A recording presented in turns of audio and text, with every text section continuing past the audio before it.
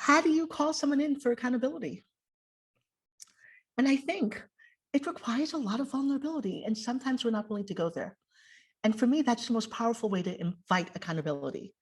If it's true, what I said, that accountability is that I'm acknowledging my impact, one of the biggest ways to invite someone into accountability is to tell them the impact, to tell them what it was like for you when you experienced this thing that they did, what it stirred up in you, what it connected to, how it connected to these other systemic pieces, and what that does to you, right?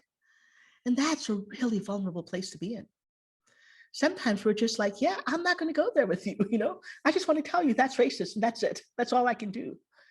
That's a lot less vulnerable than saying, wow, when you said that, it brought up every single time I've been judged by white people.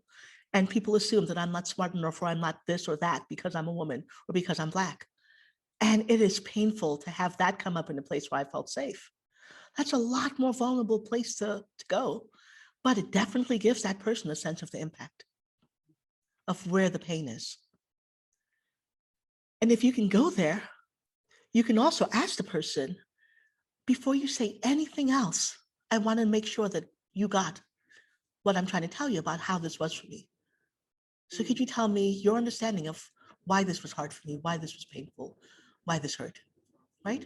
So I'm actually inviting them to articulate the impact that I've just told them. So that's one way to call someone into accountability. As a bystander, I can do it in the same way, right? I can talk about, like, well, when I just saw what just happened, here's what came up for me. Here are the places where I'm impacted. Here are the values of mine that got stimulated, right? I'm longing for every single person to be seen and trusted for their competence. And when I heard you ask that question, I kind of got shaken that that wasn't happening in this case. And it's not the world I want to be in. So I can invite people in by going to what matters, what's my core experience, what are my values, and asking them to see how what they said or did isn't aligned with that. So that's the first piece. And then the second piece is, what do I do when someone says that to me, right? And I didn't get it, I didn't see it.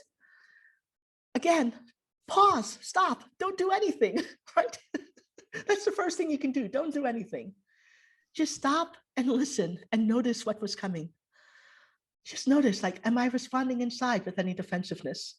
Is there a part of me that's going, nope, nope, didn't do that, It's part of what's happening that my stories got activated. Oh my God, they're saying I'm racist. I'm a bad person. I can't be a bad person, so I can't hear that message.